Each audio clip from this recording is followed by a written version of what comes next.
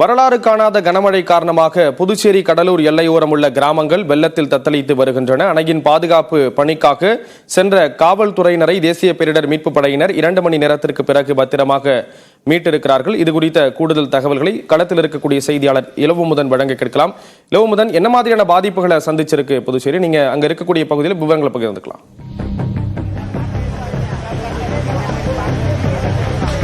அந்த வெள்ளப்பெருக்கின் பாதிப்பை தொடர்ந்து நாம் பார்த்து வருகிறோம். இது குறிப்பிட்டு சொல்ல வேண்டும், புதுச்சேரி மற்றும் கடலூர் எல்லை கிராமங்கள் கடுமையான பாதிப்பை சந்தித்திருக்கின்றன. நம்ம குறிப்பிட்டு நம்ம இருக்கும் இடம் குருவிநத்தம் படுகை போன்ற இடத்தில் இருக்கிறோம். இந்த இடத்தில் சித்தேரி அணைக்கட்டு இருக்குது. தமிழகத்தில் கடலூர் மாவட்டத்தின் 2000 வளாகம் இருக்கிறது. இந்த பகுதி முழுவதும் இப்போ தீவாக தான் காணப்படுகிறது.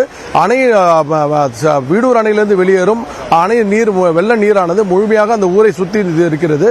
அதனால் தமிழகத்தை கடலூரை சேர்ந்த 3 கிராமங்கள் தனித்தீவாக இருக்கிறது.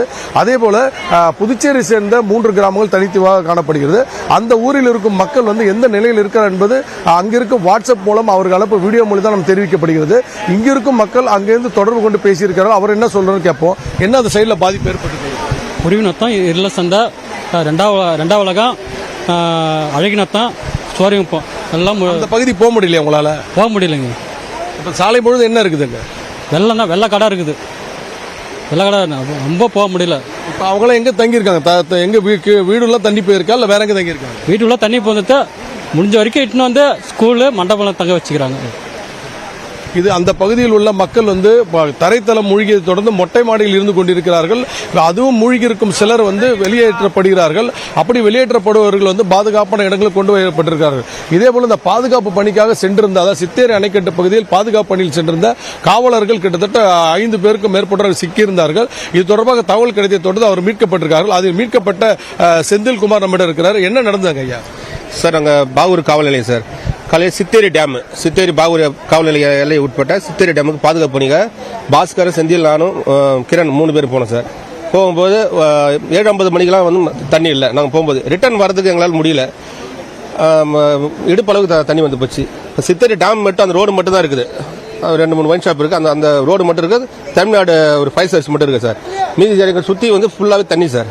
எங்களால் எனக்கு நீச்சல் தெரியும், சின்ன அவங்களுக்கு நீச்சல் தெரியும். அவ்வளோ லாங் 2.5 கிலோமீட்டர் சார். இது இங்கேருந்து 2.5 கிலோமீட்டர் வர முடியாதுன்னு பார்த்தா எங்கள் இன்ஸ்பெக்டர் ஐயா சஜித் சார் மூலமாக விஜயகுமார் ஆய்வாளர் உதவியாக மீட்டு என்டிஆர் போன உதவியோட நாங்கள் இங்கே வந்திருக்கோம், சேஃபாக வந்திருக்கோம் சார். நிச்சயமாக இது புதுச்சேரி கடலூர் பகுதியில் உள்ள குருவிநத்தம் பகுதியில் இருக்கிறோம். இந்த பகுதியை நாம் பார்த்தாலே தெரிகிறது, முழுமையாக தேசிய பேரிடர் பாதுகாப்பு படையோட கட்டுப்பாட்டில் தான் இருக்கிறது.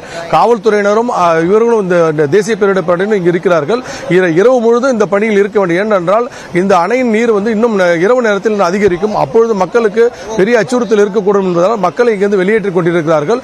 நீர் மட்டம் இரவில் அதிகரிக்கும் என்பதனால் சுற்றுப்பகுதியில் இருக்கும் மக்கள் அனைவரும் பாதுகாப்பாக பள்ளிகளிலும் பாதுகாப்பான மண்டபங்களிலும் தங்க வைக்கப்பட்டிருக்கிறார். ஸ்ரீராம், இப்போ போக்குவரத்து முற்றிலுமா முடங்கி இருக்கக்கூடிய ஒரு சூழல்ல மக்களுக்கு தேவையான அத்தியாவசிய பொருட்கள் எல்லாம் கிடைக்குதா? அதுக்கு மக்கள் என்ன இப்படி மேற்கொள்றாங்க? அதை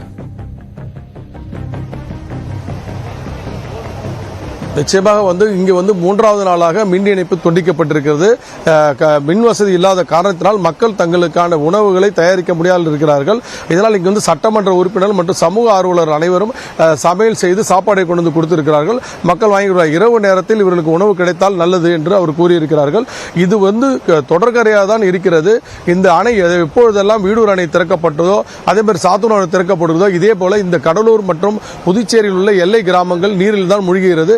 இதுக்கான நிரந்தர தீர்வினை அரசு காண வேண்டும். அதாவது புதுச்சேரி மற்றும் தமிழகத்தை சேர்ந்த 2 அரசும் சேர்ந்தான் இதற்கு தீர்வு காண வேண்டும் என்று மக்கள் கூறுகிறார்கள். ஸ்ரீராம், இளமுதன், விரைவில் இயல்பு நிலை திரும்பும் அப்படின்னு எதிர்பார்க்கலாம். தகவல்களை வழங்கியதற்கு நன்றி இளமுதன்.